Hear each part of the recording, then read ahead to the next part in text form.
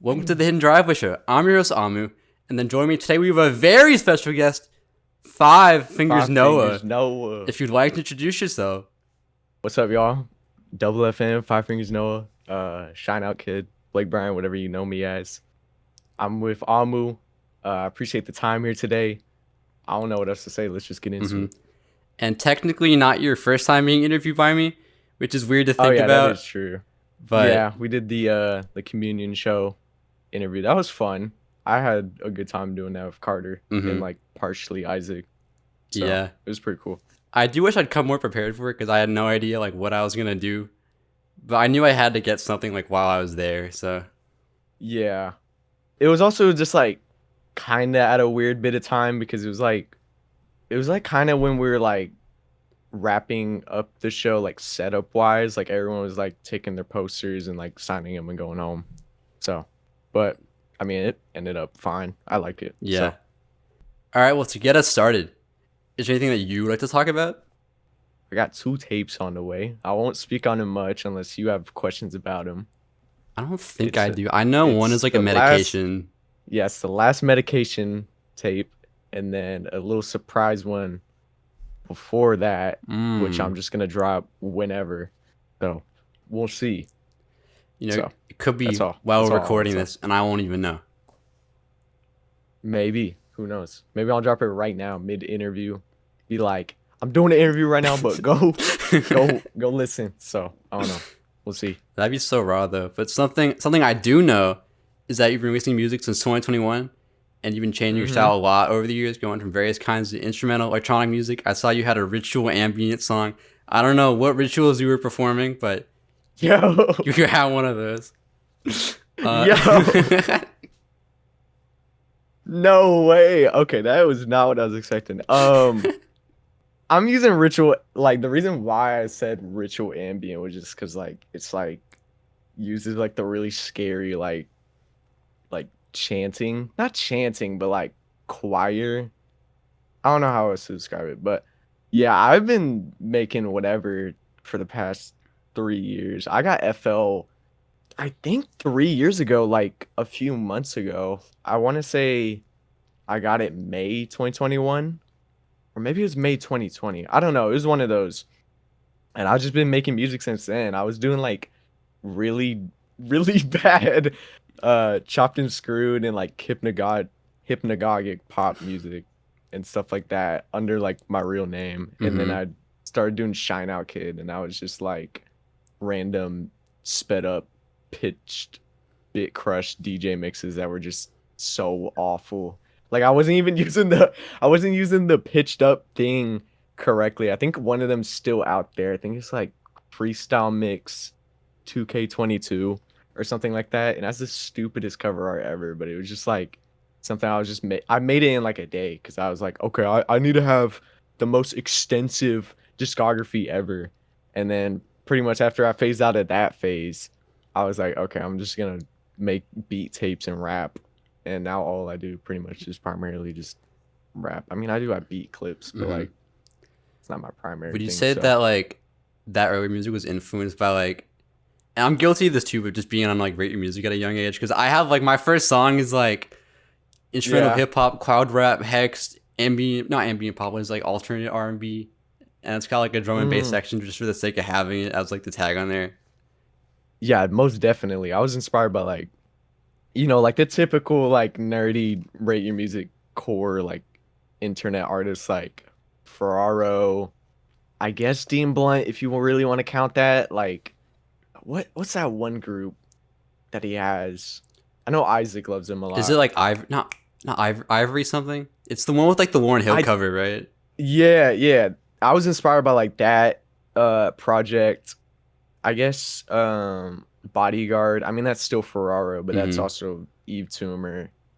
Yeah, just like most definitely inspired by like Rate Your Music at a young age, because I joined that website when I was like in 8th grade, I think. So, and I'm a senior now, so it's just weird to kind of be like, damn, I've been on Rate Your Music for 4-5 years. It's weird, but yeah, most definitely inspired by that.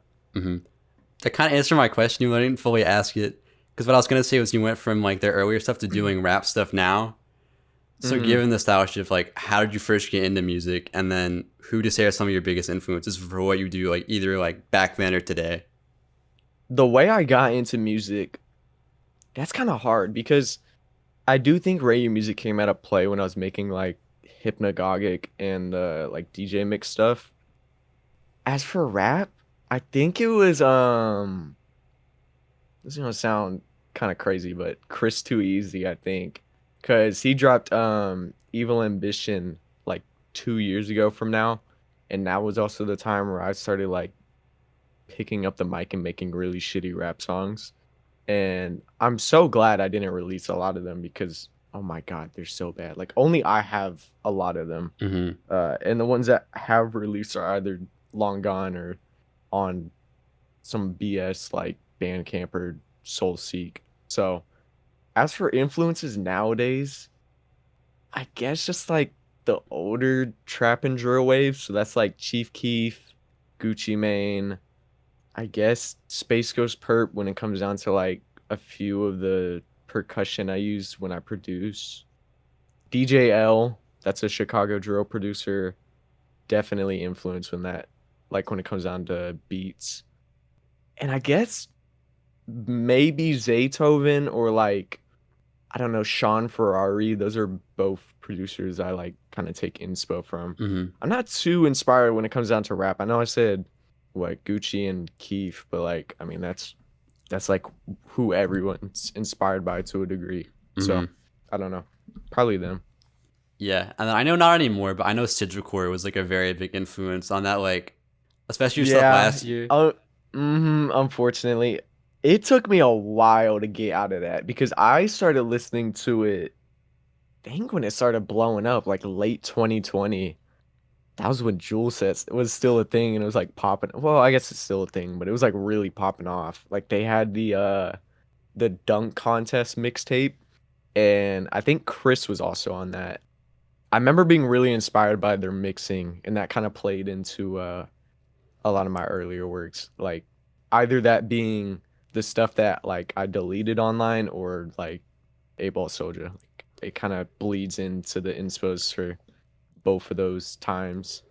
Yeah, I'm not really fond of my music during those times. I think it's really bad, but you know, it made me who I am today, I guess, kind of evolved me into not being as experimental or not experimental, but like just doing whatever. Well, I feel like with those, a So lot of it was like obviously you weren't now, but it felt like being experimental for like the sake of being experimental. It was like yeah, I was listening to it in to a my car degree, earlier, yeah. right? And I want to preface that I went from like 8 Ball Souljah Reloaded to your most recent project, and I was like stressed out driving to that because it's just there's just so much happening. Like I couldn't focus on the road. Yeah, the issue with a lot of the older stuff, you're not wrong in saying that it was experimental to just be experimental because it really was. Like I was throwing things at the wall. I was putting like flangers.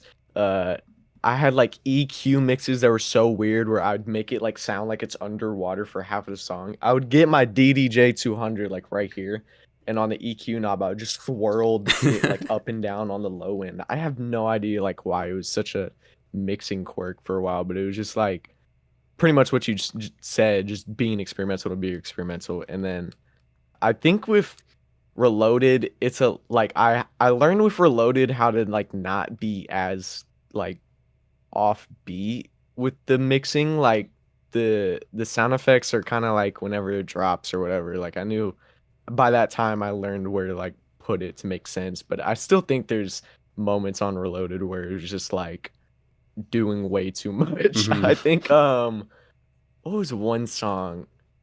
It's the one with LSAT. LSAT is like there's a lot going on with that song. I'll say that. That's pretty much it though. I don't yeah, just a weird time. Yeah, one song I do like off that a lot is the one with 10K. I forgot what it's called, but that beat is like beautiful. I don't know who did Pressure. it though. Yeah, Pressure. Yeah. It was Old Oceans who made it. I kind of fell out of Old Oceans just because of some combo. I won't talk about it because I don't hold anything against them. But it was just like, yeah, they're a pretty talented producer. I think they do like, I don't know, like some cloud rap stuff now or something along the lines. But yeah, making that song was fun. What wasn't fun was waiting on 10K for like 3 months for his verse, Yeah, but it's yeah, that makes whatever. I mean, sense. this song turned out how it did. I think I'm trying to remember who mixed that song with me because it was back when DJ IRL Mutual was a thing, which was a group between me, Clara from KSC, that's Coasty, this guy that we knew named Diego, shout out Diego, and then a fourth person I won't name because they're just awful person. Yeah, it was back when that was still a group. I want to say Diego mixed that song with me, or maybe it was Clara. I don't know. It was one of them, but it was a fun song to mix. I think it's one of the better songs off of Reloaded. Hmm. So yeah. And then this is kind of wondering about the era, but like I know you have a song with like Acid Soulja on there and like 10K and like Chris. So were you involved with that whole like scene, or were those all like paid features that you had? Nowadays, I'm like on good terms with Acid and Chris. Like me and Acid have a song in the vault right now, and I think I might get Chris on like a tape or something Hmm. soon. But at the time, yeah, they were paid features. I mean, one of them was free because I was a fan of Chris at the time and I bought his tape and he was like, "Wow, bro, I'm sorry for airing your DM, so I'll just give you a free feature." So, yeah, but the other one was paid and Acid was following me at the time, so he gave me a discount on the feature because I we were going to eventually make Failure Core 3. That never saw the light of the day, but things change. But yeah, I would highly advise to people not to buy features. I've regretted it. It's not worth the money as much as like a lot of people really do think it is. It's really not. Like you should kind of take your own category or your own lane and not kind of build off the backbone of like your favorite artist as much as like you want to work with them. You might as well make your own sound and then try and find a way to work with them. Yeah. So that's what I would say. I won't say who, but I had a really bad experience with a paid feature where I don't even listen to that artist anymore just because of how bad the whole thing was. So it's like, Damn.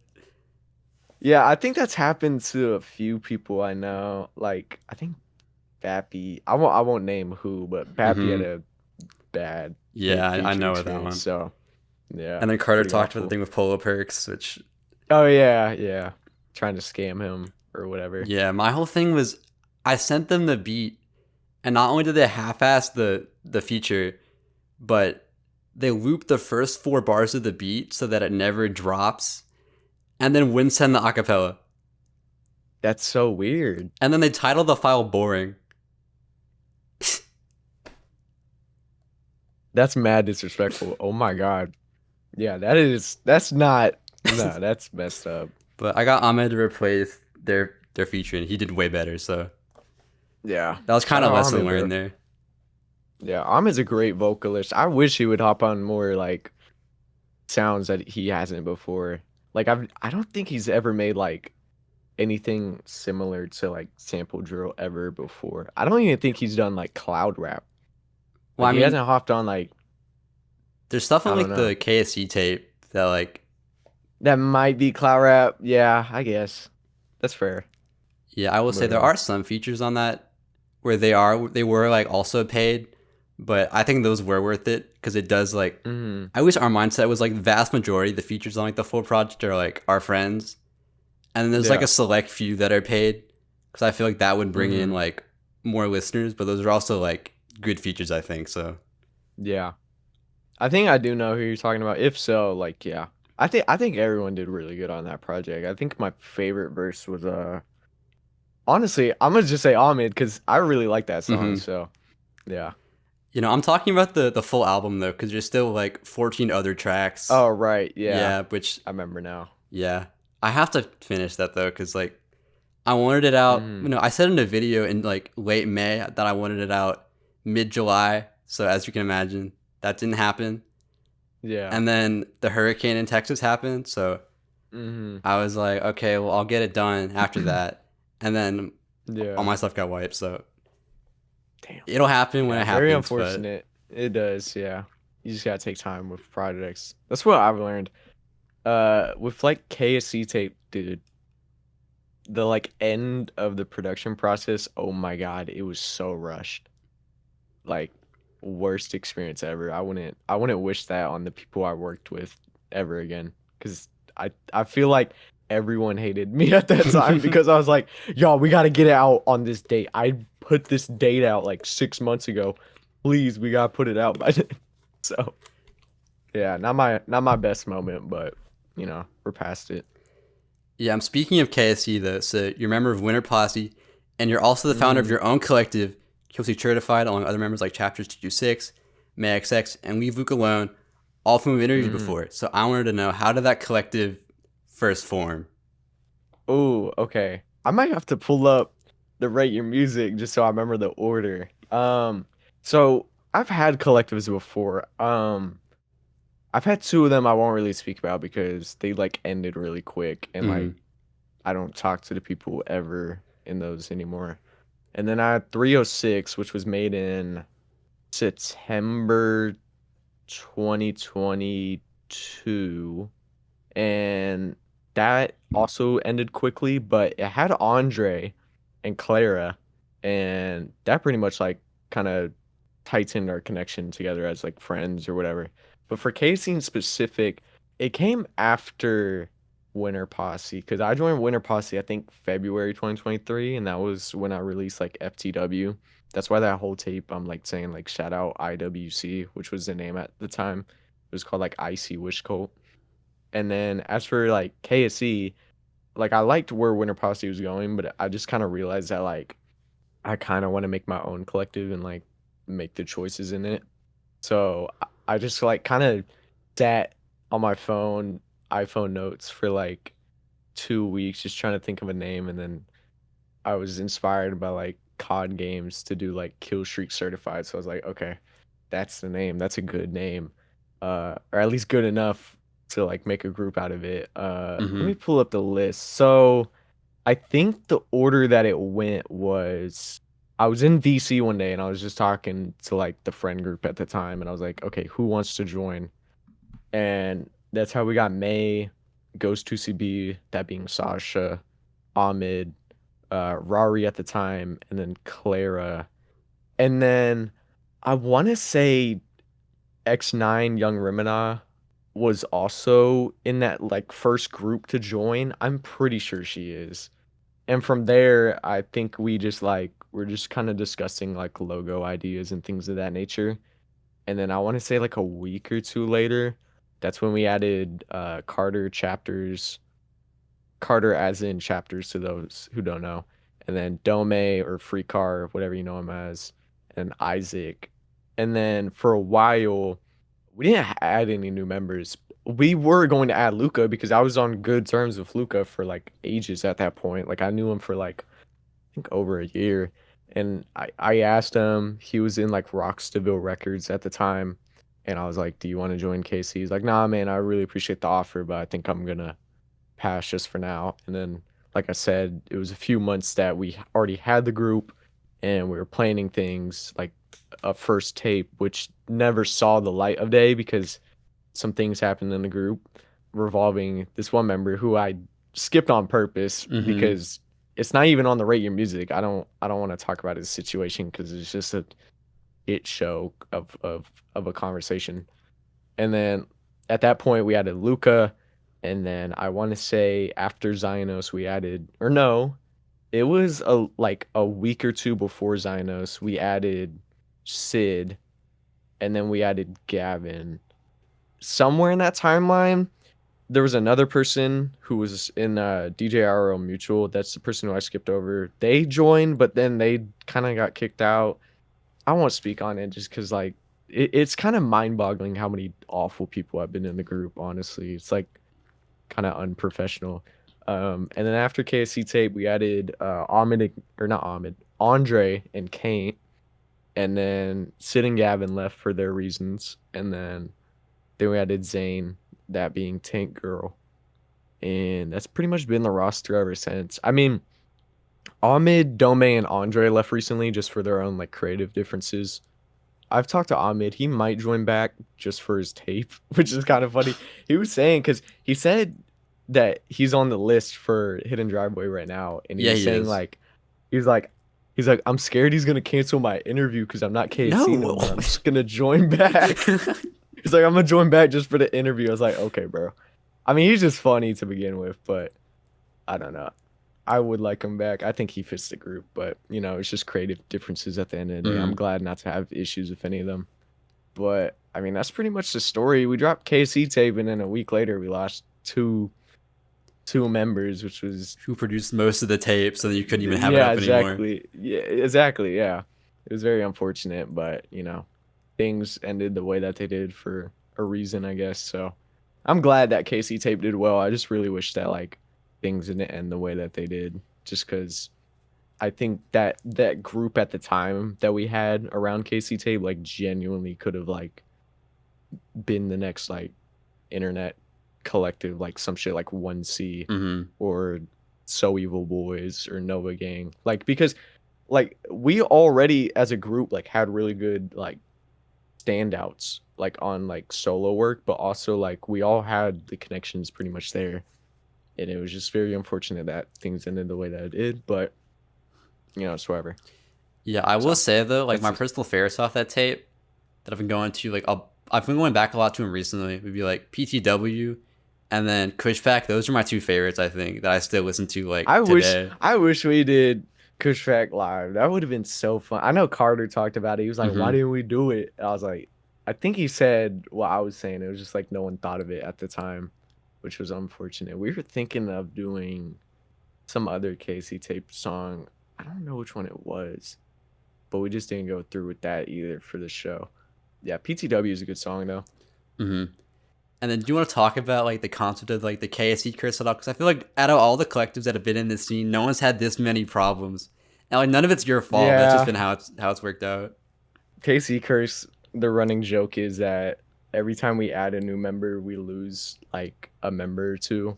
And it kind of is true to a degree. When we added, let me think, because the first member was the dude who I skipped over first, and that was like right after we added like Isaac, Dome, Carter, and then when we added Luca, I think Rari left, and then right around the time that we added Andre and Kaint, Sid and Gavin left, and then we added Tank, Girl, Zane, and then we're like, for a moment, we're like, okay, we broke the curse, no one left, and then like a month later, Andre, Ahmed, and Dome left. So I guess the curse remains true, which is very unfortunate. So yeah. I think with my collective, the only like kick out we ever had was one of my friends, LG, and that's just because he didn't make music or talk for like a year. So we were just like, okay, dude. But then he came back, and then that's kind of what happened with Andre. He just like doesn't make music all that much, even though his first song is so good. Like genuinely, I've pushed him too many times to just like keep making music because you're really good at it. He just like, I don't know. I think it's just like he's not like in the mood to be productive with music. So yeah. And I don't think you should force it if you're not like fully into it. So yeah, I agree. Speaking of chapter 226 though, from that group, so you have a song with them called Pronto, and we've all had things that we like want to come out as soon as possible as a kid, whether it's video games, a movie, or a special on TV. So what were some things that you were like really anticipating when you were younger? Ooh, okay. That's a good question. I remember because I grew up, like my growing up COD game was like Black Ops 3. Like that's pretty much all I played growing up. They had a like whenever they were done with the 4 like primary DLC maps for zombies, they like announced Zombie Chronicles. And I was like, they brought back like some of the older maps. That was something I was anticipating for a while, because I remember in the COD Zombies community, just for a while they were just talking about the idea of like bringing older maps to Black Ops 3. As for things that like didn't come out, like all those like PS5 and like GTA 6 leaks, like if you remember that like clickbait era of YouTube in like I think like 2017, where people were like leaked footage, leaked gameplay. Oh, I got the GTA 6 disc right here. I'm gonna play it live on video for y'all. Like, of course, those were the things that like everyone was anticipating for, and I was definitely like a part of that group. Another thing was like like either the FNAF or Minecraft movies. Like, of course, they came out now or they're about to come out for like Minecraft. But like, I remember they were saying like, oh, FNAF movie coming out in like 2018 back in like 2016. And like, I was a huge FNAF fan when it came out. Like, as a kid, I was like, oh my gosh, they're gonna make a movie. That's crazy. And, I had to wait. What? Did it come out 2021 or 2022? 2022, I want to say. Okay. I didn't even watch it. So I didn't even end up watching my childhood miracle come true. But, but yeah, I want to say there might have been like some things I was anticipating for when it came down to like Nintendo or like Roblox, because I grew up a Nintendo kid. I had a Wii U, a Wii, and a GameCube. Like I didn't have a PS4 or anything else, so I was like in middle school pretty much at that point. So yeah, I think that's pretty much it. That was a good question though, and the transition was smart. Pronto, that was pretty good. Yeah, I'm trying to get better with those. Yeah, I was really looking forward to Mario Maker when it came out, and I remember I think it dropped on 9/11, and I was like so happy when that day came. Like I spent the whole I spent the whole day like that waiting. is a questionable release date for a video game. Yeah, I will say though, Mario Maker was good though. I think, I remember on the day that I got it, because I got it like right after school. I think I made like a 9/11 like level where you had to like because did you play Mario Maker? Yeah. You know how you had like the Goomba outfit that you could put on? Yeah, the little. Are you talking about like the boot or like the? No, like you became like a Goomba. Oh yeah, I remember what you're talking about. Yeah, no, I had a where level. You'd be like hidden. Yeah, so you had to go through airport security as the Goomba, and then you would like get into the plane, and I had like a bunch of like bombs go off. What the hell? Okay. So that's interesting. I was just making whatever. I wasn't that creative. That was the only one like that. The rest of them were. They were tame. Yeah, I don't remember what the other ones were. And then the other I only remember.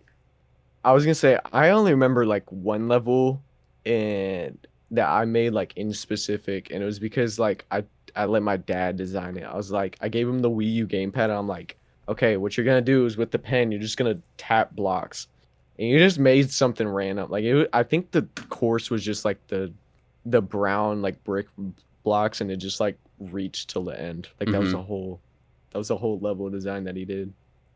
But that's all I remember. What were we saying? And then the other thing that I was like really looking forward to is I was a really big Steven Universe fan, and I don't know if you were ever into that, but there was a huge like leaker culture in that, and it got to the point where there was this like special that people really wanted to come out, and this kid that was on the Make-A-Wish Foundation, their wish was to watch the special early, and then leaked it online afterwards.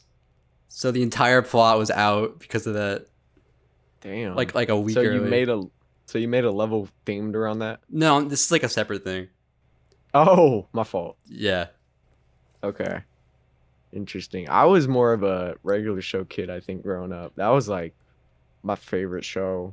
Like I think I've rewatched it in total like 3 times.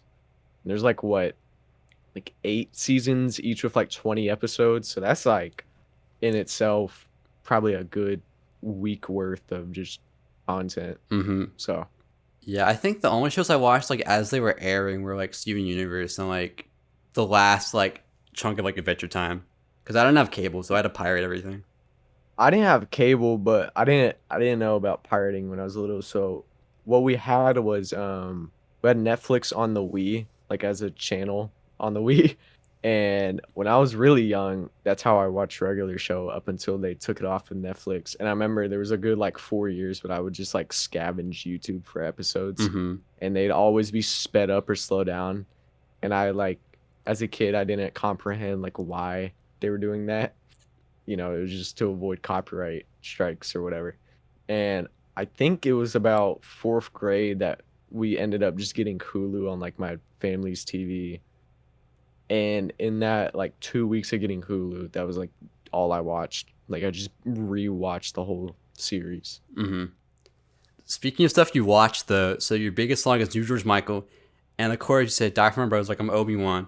And the first time I ever talked to you was in a VC where you were playing Lego Star Wars. So I wanted to know, Okay. what's your favorite piece of Star Wars media? Just like out of everything they put out. Ooh, okay. That's very hard. I'm not too much in Star Wars anymore, but like I think but there's like three things I could say. Episode 5 in itself is like my favorite movie. I think it's just so good. I really like the like Lando plot that they have in that movie where like they go to what's it called, like Sky City or whatever, Mm-hmm. and they have to like hunt down, is it Boba Fett? I think it is Boba Fett. Yeah, because Jango Fett's the father, right? Yeah. Of Boba Fett. Yeah, that's just probably my favorite episode. I also like the fight scene between Luke and Vader. But when it comes down to like other media, it would probably be either the complete saga video game or just Lego sets as the whole. Because I grew up just like that was my favorite Lego set type, was the Star Wars one. And I remember there was a period in like I want to say 2020 or 2021 where I got back into Lego sets, and that's all I bought was the Star Wars one. Mm-hmm.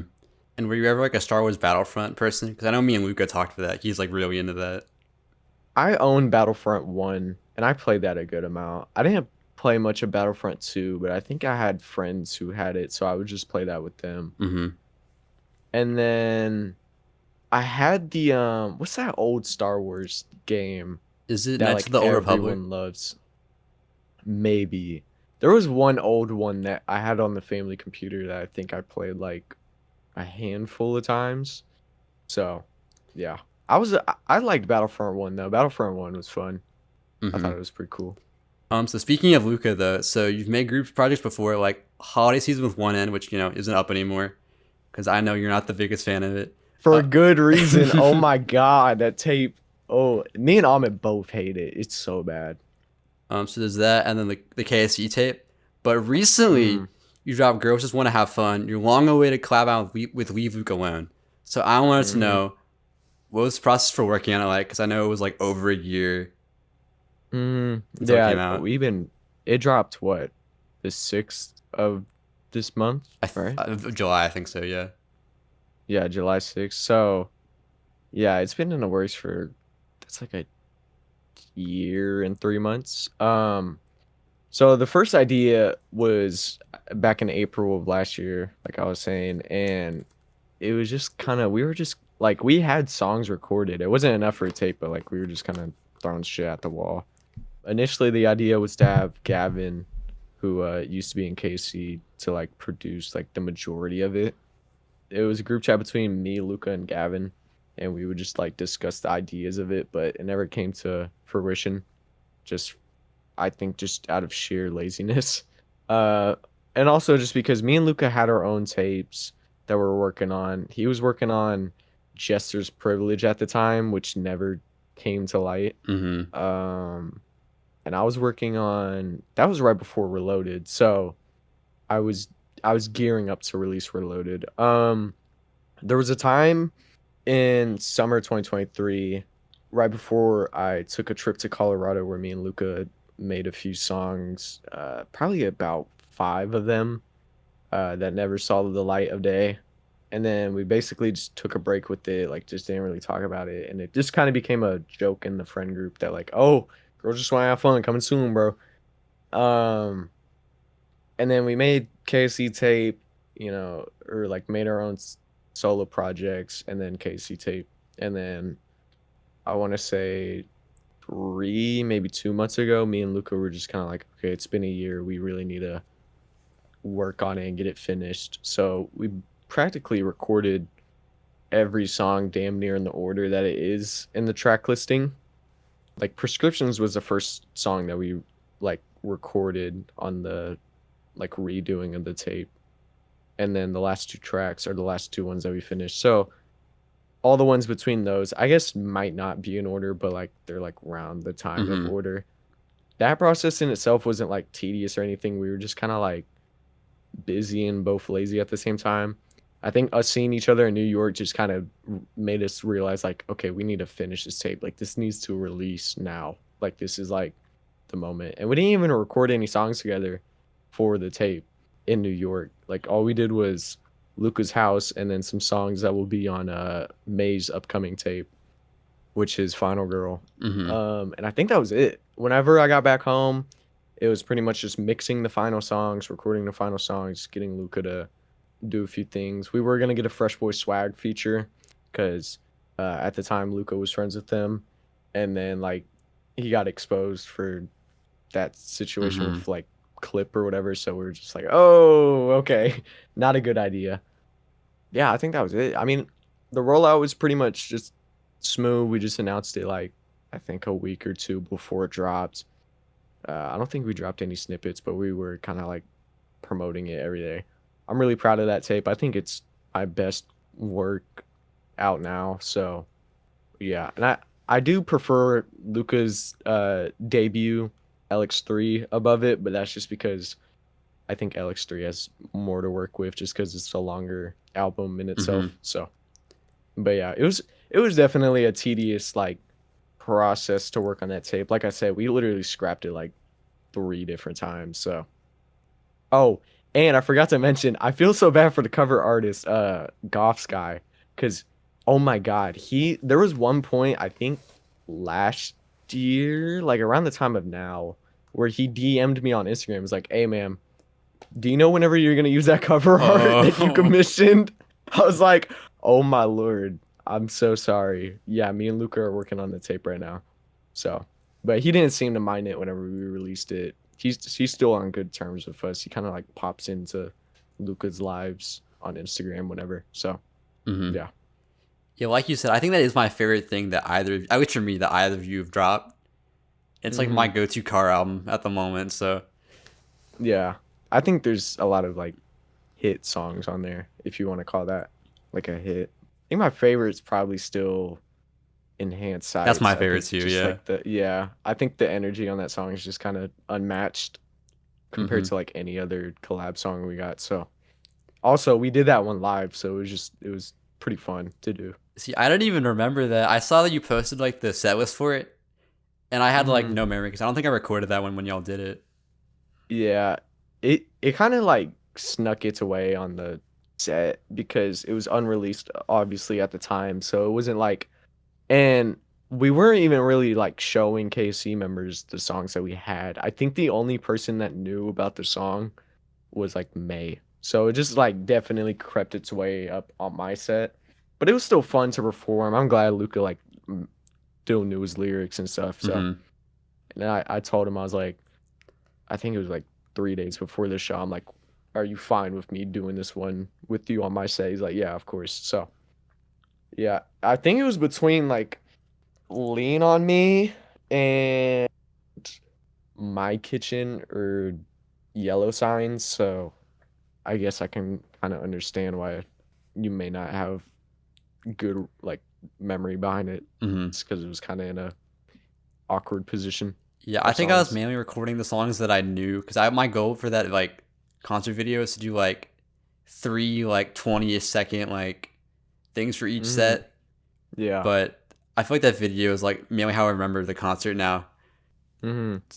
Yeah, I don't know in your concert if you recorded when I did My Kitchen. My Kitchen No, I was did, yeah. unreleased at the time. Okay. I thought you did. Yeah, that was a fun one to perform because I had my IRO Alex with me on stage and I was just like, this next song is a Gucci Mane remix. And after it, he was like, bro, that one was crazy. I was like, I'm so glad you liked that one because that's like one of my favorite songs. That's my favorite song I have out right now. So, yeah.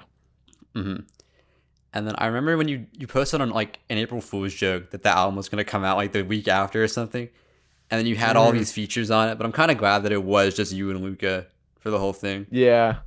We were actually planning to have the features listed. I think the features listed was Ahmed, Carter, May, and Cartier K. Cartier K was just a random throwball just because Luca has made songs with them. But yeah, I'm gonna have to agree with you. I'm glad we kind of kept it solo just between like the two of us. We were going to get Ahmed at one point, but I forgot what it was. I think he just didn't send me his acapella for a while, so we just like scrapped that song that he was gonna be featured on. But yeah, I think the album came out pretty much perfect how it did. Yeah, I think like you said, like I think most group projects tend to take a while to come out just because like, and that's just how it is. Because I feel like they come out a lot better when it's two people like joining forces, but because it's two people, everyone's got their own thing going on, so then it just takes a lot longer to come out. Because I know Div Drill had the same problem. Yeah, KC tape took like 6-7 months to come out. That was mainly because, like I said, the members list was just changing like every month. But it was also just because we didn't know what we wanted to do with the sound up until like November 2023 when like I was like, okay, what if we don't make it like a similar sound production, but rather mixing wise?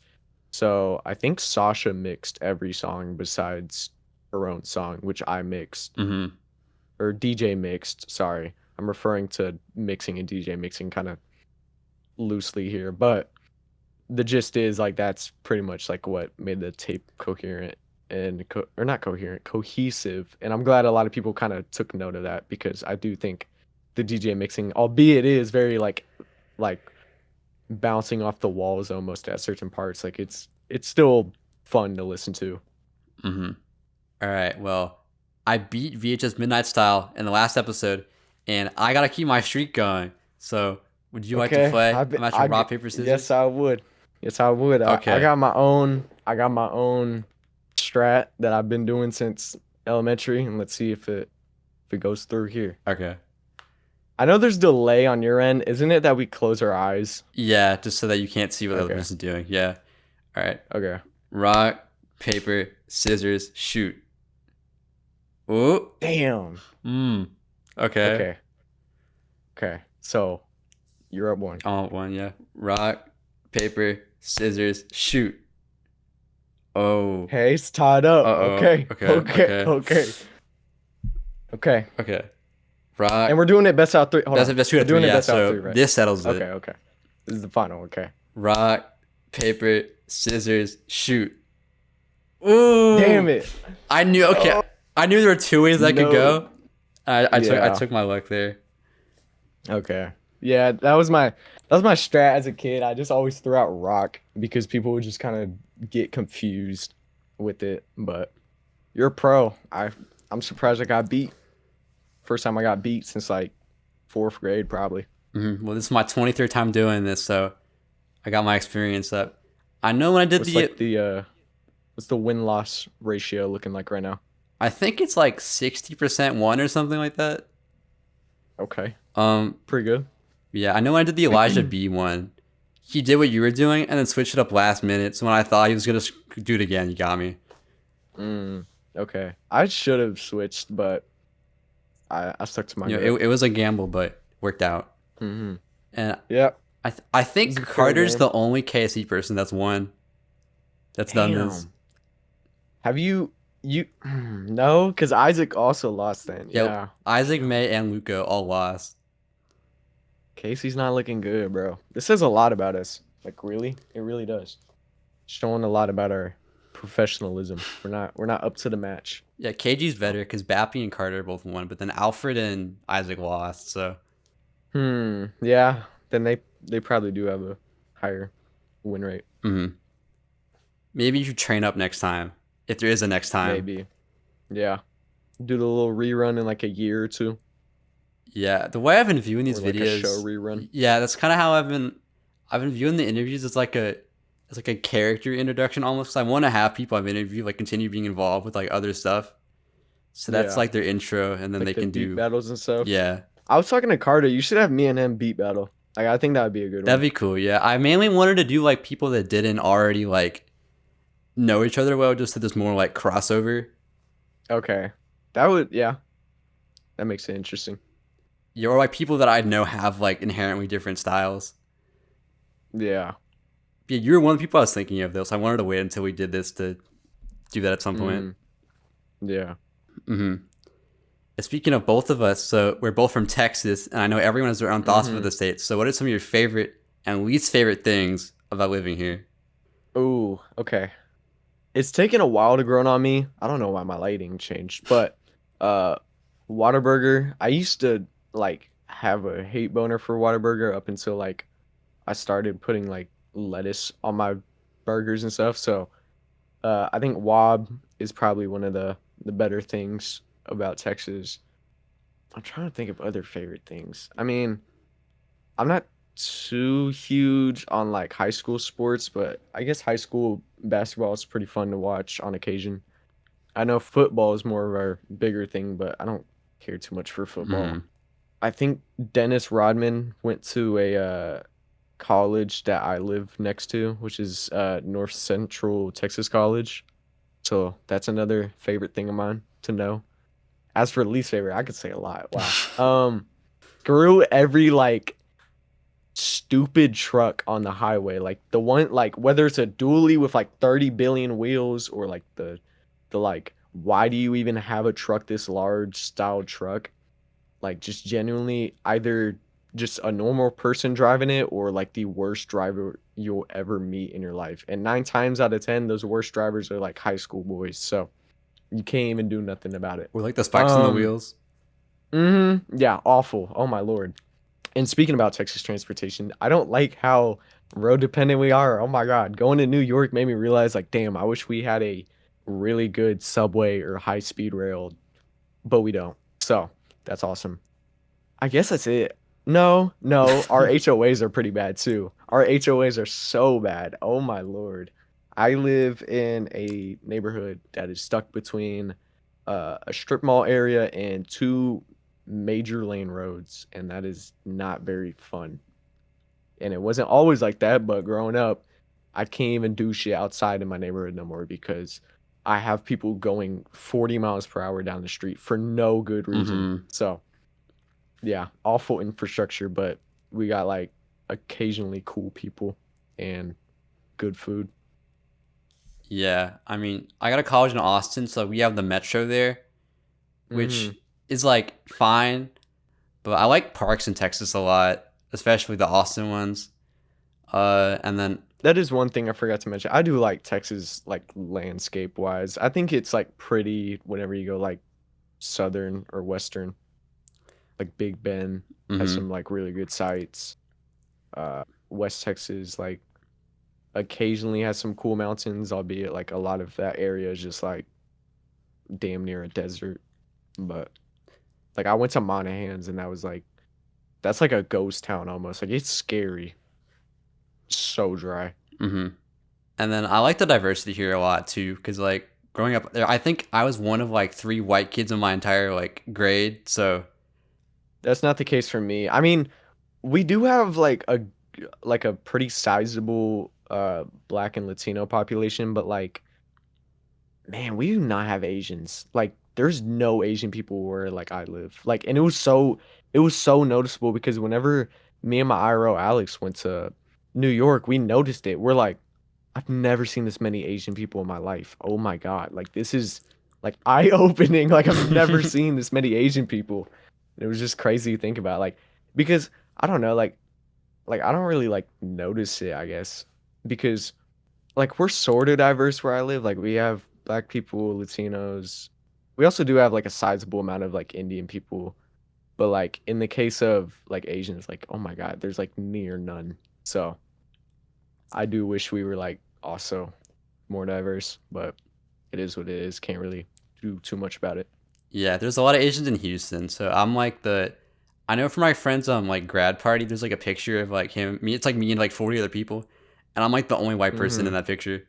So I was like the That's token crazy. white, the white friend. Yeah, that's not the case here. It's like 60% white people, and I think like 30% Latino people. Mm-hmm. So Things I don't yeah, like though, this is kind of a given, but the heat. yeah. Mm-mm. I'm glad we fixed my AC in my room because last summer it was hell living here, or like just staying in this room. Like there was nights where I just had to leave like my door open and stuff like that.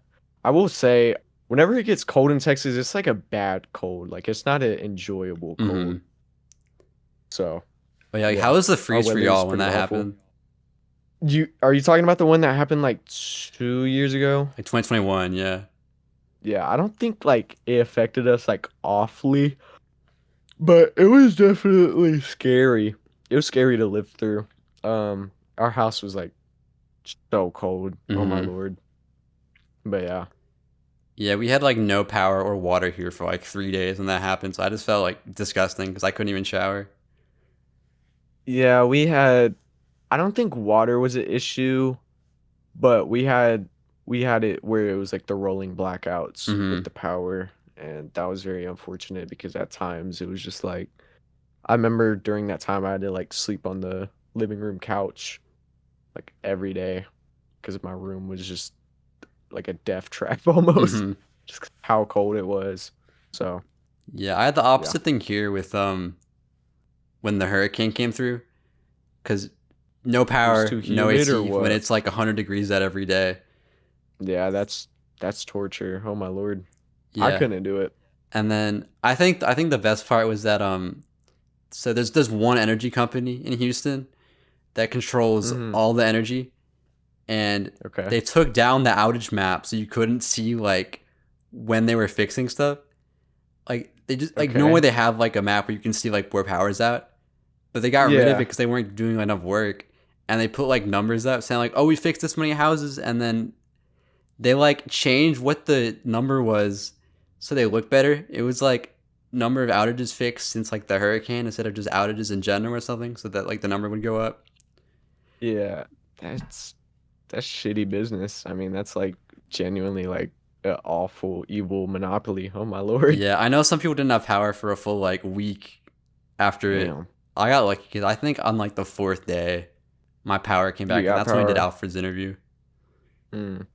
Yeah, that's really awful. Like I couldn't imagine no power for a week. Like I wonder how that goes for like refrigerating.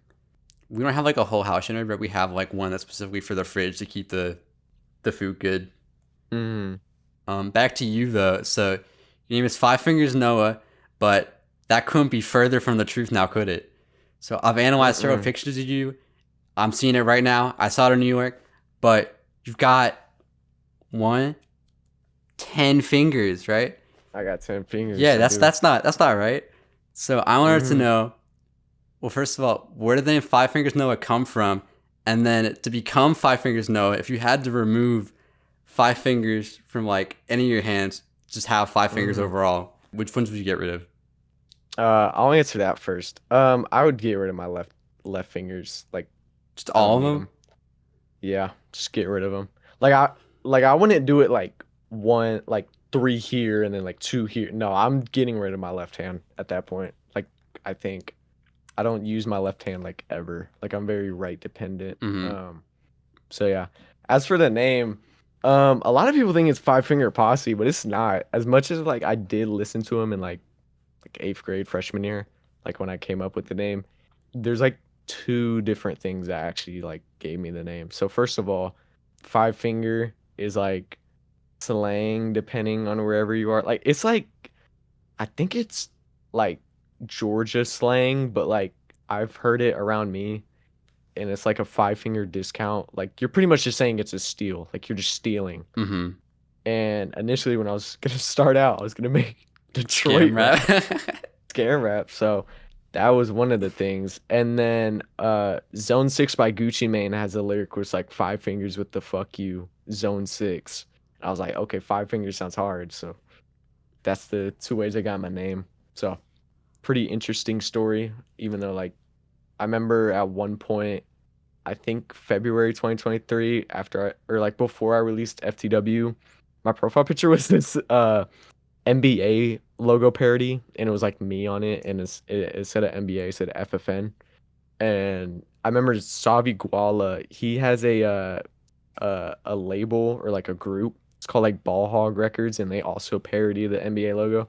And he posted on a story. He's like, "Whoever this is, y'all need to unfollow him. Y'all need to blackmail him. Y'all need to like hate on this guy." He came in my DM, or no, I replied to his story. That's what it was. And he was like, "I don't care. I'm gonna beat you up or some shit." Like I have the DM somewhere. I won't share him just because it's so stupid. Because he's beefing with a 15-year-old. But I remember one time he brought up, he's like, "Your name's Five Fingers Noah, bro. You're literally a Five Finger Posse clone." I'm like, okay.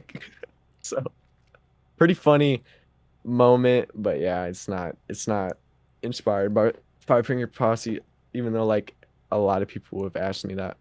Yeah, I never thought that, but when I was in the car with my friend and we were playing your music to like prepare for this, he was like, "Wait, like Five Finger Death Punch?" Mm, yeah, no. I think I've been asked that before, but no, I wasn't inspired by that either. There's a lot of Five Finger. That's weird. Yeah, that's three artists right there. That's weird. Mm-hmm. Why we all using Five Finger?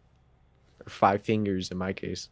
Yeah, I like your name a lot though. I do miss your old SoundCloud link though, where it was just like 5FN. We're 5FN. Yeah, it's unfortunate, but you know, my shit got banned for Mm-hmm. some BS, but whatever.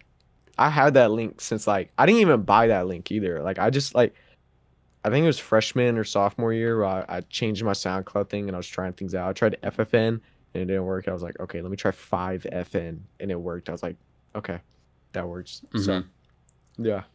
Were you ever into those like I know people try to like snipe like Minecraft names that have like 4 letters. Were you ever into that at all?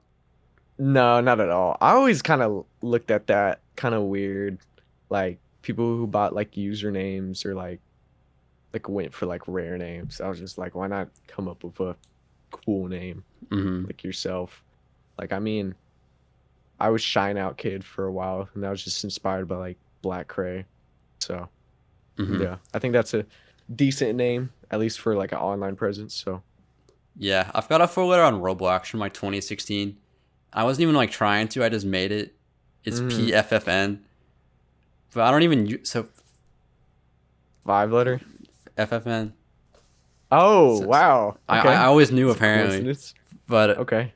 it was because there was some guy on Scratch I liked. That was his name, and I just Mm. tried it and it worked. So that I just made that mine. But I forgot during that, like during 2015, 2016, there were still like 4 and 5 letter names on Roblox. That's weird. Huh. yeah, in hindsight now, like I could probably sell that. I don't think I would, but somebody would probably Yeah, want that. probably. hmm Well, most people know you as Five Fingers Noah the rapper. Real fans know you as famous internet music critic, Noah Critic on Rate Your Music. Um, and while most people wouldn't like get this from just listening to your music, you're a fan of a wide variety of music.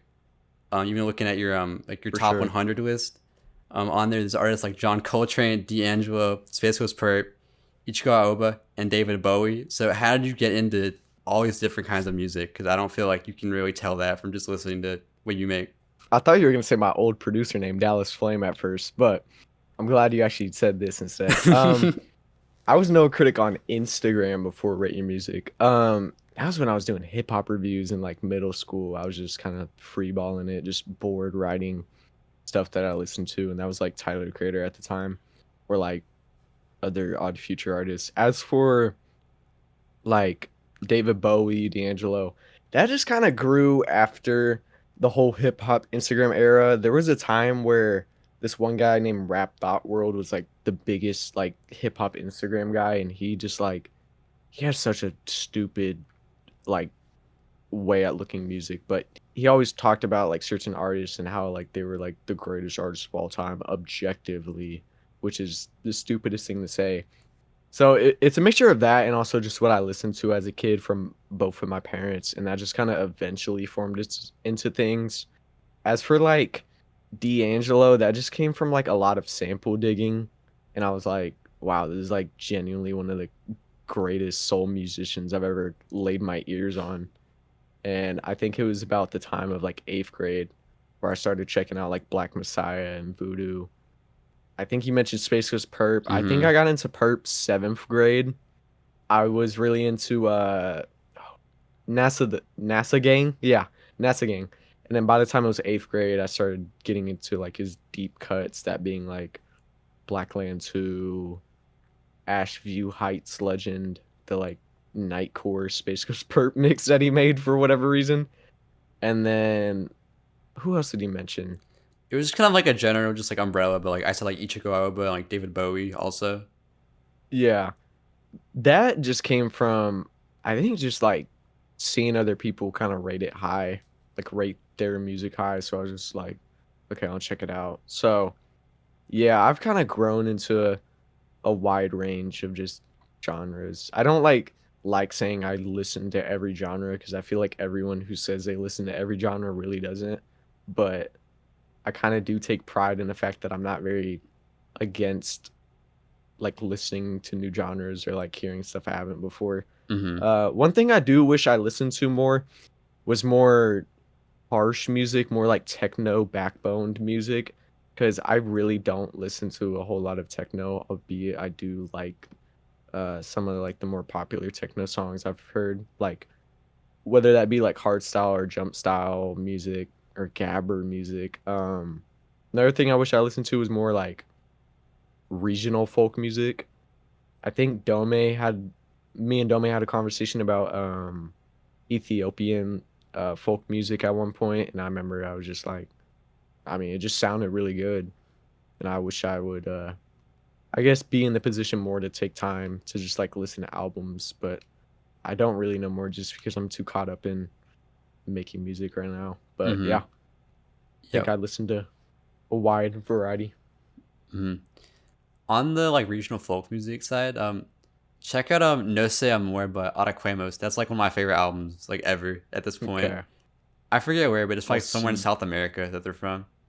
But that's a Awesome. really I'll see good what I like can do. going on a walk kind of album. Yeah, that is one thing I like about like a lot of folk music is just like kind of like everyday music. Like it's kind of like soundtrack for like your life. That's the best way to Mm-hmm. kind of look at it. Like I don't know. Moving on though, so I had the chance to do a post-show interview with you, chapters 226 and Isaacs when I was in New York, and I asked him this Hmm. question too. But now that you've had more time to just like sit and think about that whole experience, how was your first time performing live? I still kind of saying that it's really surreal. I think a lot of things have happened to my in my life where like it doesn't hit me until like months later, but like I think it's kind of hit me at this point that like wow, I've like met everyone that I know, and that's or like almost everyone that I know, and that's kind of crazy. As for performing itself, very fun. I do wish I don't know, I wish I was like more aware on stage of just the things I did. Like I remember like during a lot of other people's sets, I would kind of like hype things up, but I'd be a little louder than them. So I just wish I didn't like accidentally overshadow. I mean, I hope I don't overshadow, but like that's how it looked like to myself, like just looking back on it. Like I remember during Bappy's set, it's in the back-to-back music video, but at the end where I'm like, turn over Bappy, what the fuck? Because like I didn't hear enough cheering. Because that song is so good, especially on Bappy's part. Oh my god, I Hmm. remember. I think I saw on Radio Music you said "godlike chorus," and that Yeah. is perfect way to describe it. That chorus is awesome. So, yeah, I just wish I was more enthusiastic on my set in contrast to like others people's set. Another thing was I was very tired during my set at one point. Like my neck and my legs were like killing me at that point. So I wish I could just kind of pour more heart into it. Carter, on the other hand, poured all of his heart into Hmm. it. It was crazy. Like I think he didn't really like what he was doing on like certain songs, but I think it just showed his like craftsmanship. And he was kind of like walking along the stage, like drenched in sweat, mic like right here, just like saying all the lyrics. Like I don't know, that's heartfelt to me. I wish I could have been more like that. Yeah, I'll be honest. I was like pleasantly surprised by your performance. I didn't know how it was gonna translate like live, but I Yeah, think you did a really good job. sweet.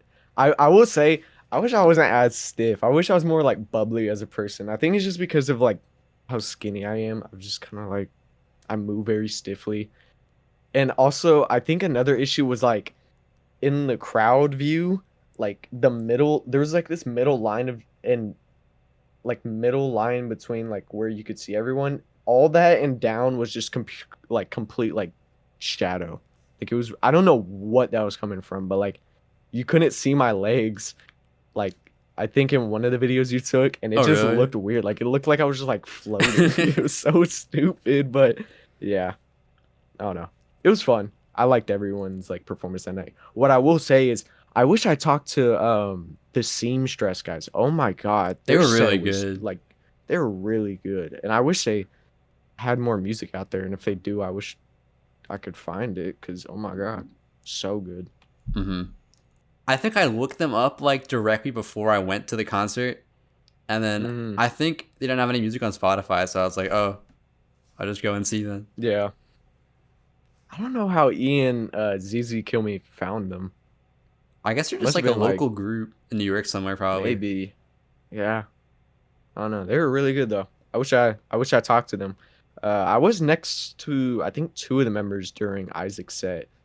No, never mind. It wasn't Isaac's set. It was ZZ Kill Me's set because for whatever reason they got swapped last minute. So they were talking about something about the projector. They're like, "Do you see that up there?" I was like, "No." They're like, "Oh, it looks like it's messed up or something." But I think it was actually just Ian's visuals to a set that they were pointing out. So yeah, but I wish I talked to them about music because they're really good. I know one of them talked to Bappy on Twitter because Bappy had like a viral tweet and they're like, "Oh, Bappy from Communion." And Bappy was like, "Oh, who's this?" It was like, "Oh, I was a part of Seamstress." They're like, "What?" So yeah, but that's pretty much it. Still a great show. I'm really proud of it.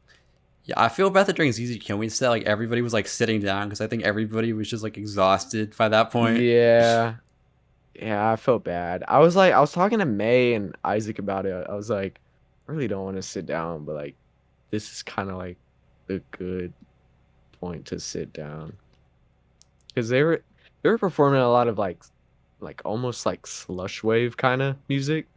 I think during the start of their set. So I was just like, I'm gonna just take this time to kind of sit down.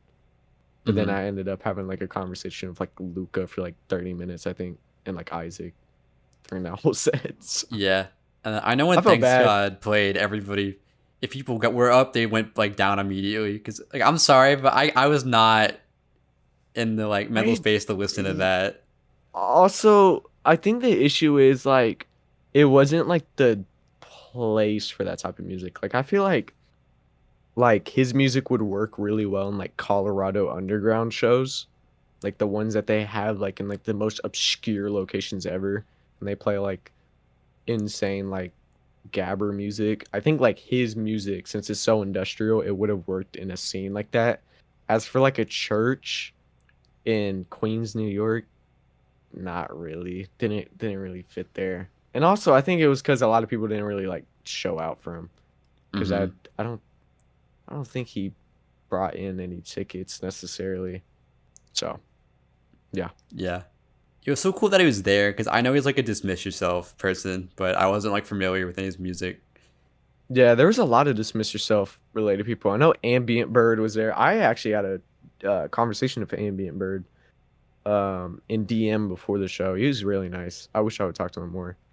I remember growing up as a Ray Music kitty, I was always like, oh, I hope someday I get a Dismiss Yourself release. So maybe I'll use my connections with Ambient Bird for that. I don't know. We'll see. I feel bad because when I met Evil Red Flame, I had seen the name before, but I didn't remember where. And when I asked him who he was, I was like, wait, are you like on Rate Your Music? I think that's what I asked him, and I feel so bad about that. About knowing him from that? Yeah. That's not awful. I know, but that's just like not what you want to hear, I feel like. Yeah. I feel so bad. Oh my gosh. There was someone, I don't want to say their name because just in case they watch the video, I don't want to like hurt their feelings. But like there was someone when I got to Communion, like we went in for like a dap up and like maybe a hug. I forgot really, but they're like, "What's up, Noah?" Like they knew me instantly, and I was like, I look back to Alex, I don't know who that is. And then I learned who it was. I was like, dude, I'm an idiot. So yeah, I won't say names, but like I wish I matched names with faces at that moment because it felt bad. And I think they might have heard me say to my friends. So it was very awkward, but you know, it's whatever. We're past it. So. Yeah.